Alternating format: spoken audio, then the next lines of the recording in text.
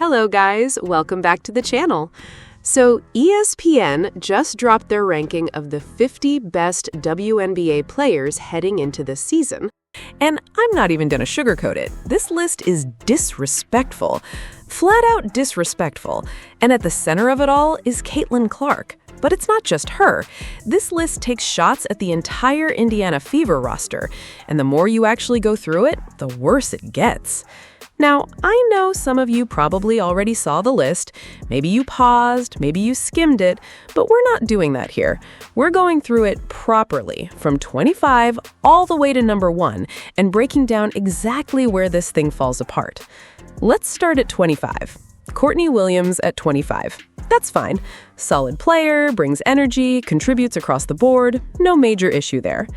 Gabby Williams at 24, again, not terrible.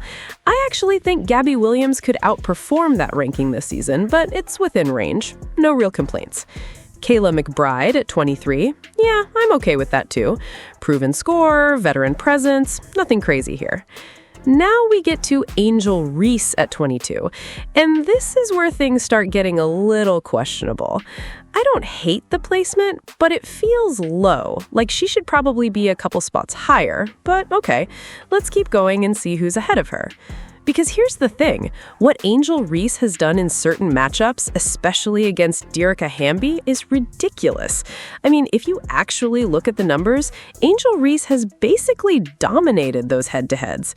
We're talking averages around 18 points and 17 rebounds against the Sparks. That's not normal, that's domination. And she's only played a small number of games, too. She's lost to them once. She even hit a 3 and grabbed 24 rebounds in one of those games as a rookie. So when you start comparing impact, there is no realistic argument that Dearica Hamby is going to have a more impactful season than Angel Reese.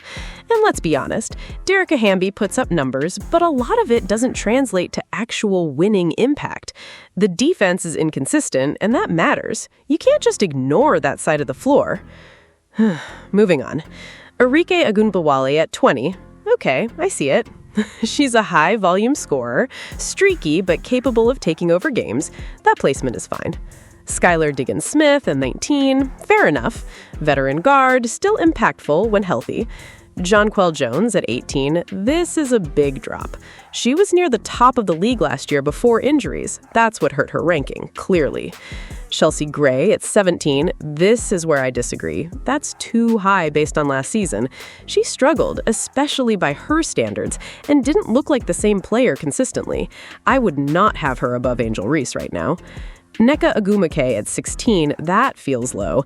She's still one of the most reliable forwards in the league. You can plug her into any system and she produces. Satou Sabally at 15, this one is tricky. Talent-wise, she's elite, but coming off injury issues and a changing role, expecting big numbers immediately might be unrealistic. That ranking might actually be generous. Now we get to Aaliyah Boston at 14, and this is where things really start to fall apart. That is way too low. Way too low. You're talking about a player who had an elite season, who continues to improve, who expands her offensive game, including her shooting range, and somehow she drops out of the top 10? It doesn't make sense. It's inconsistent with everything we've seen. Ryan Howard at 13. This is one of those cases where the potential and the idea of the player is being valued more than the actual production. She's good, no doubt, but above Aaliyah Boston? That's questionable. Kahleah Copper at 12. Again, I don't agree. She had a rough season relative to expectations. Yes, she had moments, but overall, consistency wasn't there. Being ranked this high feels like reputation over performance. Now we get to Kelsey Mitchell at 11. This is one of the most disrespectful placements on the entire list. Kelsey Mitchell just came off an all-WNBA first-team season, and you drop her to 11? How does that even happen? What's the logic? And then at number 10, Caitlin Clark. This is where it becomes undeniable. This list is broken. Caitlin Clark at 10 is absurd, especially when you look at who's ahead of her, starting with Sabrina Ionescu. Now, Sabrina Ionescu is a good player, let's be clear about that. But last season, especially in the playoffs, she struggled. Inefficient shooting, disappearing in key moments, that happened. So how is she ranked above Caitlin Clark, who carried Indiana, transformed that team, and elevated everyone around her? And the justification seems to be injury? Caitlin Clark had an injury last year, and somehow that's being used against her. But here's the problem. Injuries are not being applied consistently across this list. Brianna Jones is still ranked relatively high despite injury uncertainty. Dejani Carrington might not even play this season and is still placed higher than expected. So injuries matter, but only for Caitlin Clark? That's inconsistent. That's flawed logic. And then you look at Napheesa Collier. Incredible player, no doubt. But she had double ankle surgery and hasn't played in months. Yet she's still near the top of the rankings. So again, Caitlin Clark gets penalized, others don't. That's the issue. Now, let's zoom out for a second. According to ESPN, the Indiana Fever barely have a top 10 player. They only have 3 players in the top 50. Meanwhile, teams like the Atlanta Dream, New York Liberty, and Las Vegas Aces are loaded all over this list. Even teams like the Mystics are right there. So what are we saying? That Indiana is just not that talented? Because that doesn't line up with what we saw. And then you get takes like Kelsey Plum over Caitlin Clark. That's wild. Kelsey Plum is a great player, but she didn't elevate her team the way Caitlin Clark did. That's just a fact. Now, Paige Bueckers at 8, I actually like that placement. That's fair. If she stays healthy, she's absolutely an all WNBA caliber player. But again, Caitlin Clark at 10 after everything she did? It doesn't add up. Alicia Gray being above Kelsey Mitchell, that's another one. One great season doesn't automatically put you above an elite scorer like Mitchell. And then we circle back to Sabrina Ionescu. This is where the overrated conversation comes in, because when you look at the actual performances, especially late in the season and in the playoffs, there were stretches where she just wasn't delivering at an elite level. Low efficiency, scoring droughts, disappearing late in games, that happened. And yet she's ranked comfortably above Caitlin Clark? That's hard to justify.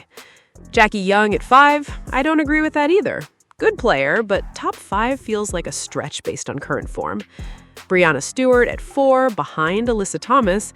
Again, I disagree. Stewart showed she can still dominate and adjusted her game effectively. I would have her higher. Then Napheesa Collier at 3, and this is where the logic completely breaks. You can't have it both ways. If she's fully healthy, she should be number 2.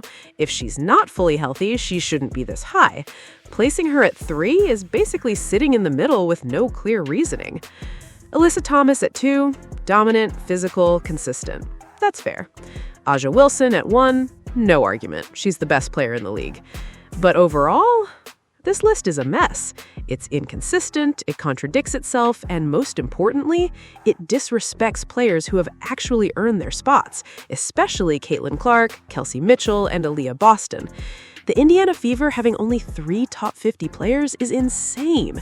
Having Aaliyah Boston below Ryan Howard is wild. And based on these rankings, teams like the Atlanta Dream should be dominating the league. But that's not how this is going to play out, because when the season starts, reality hits. And a lot of these rankings, they're not going to age well at all. Tell me what you think. Don't forget, like and subscribe.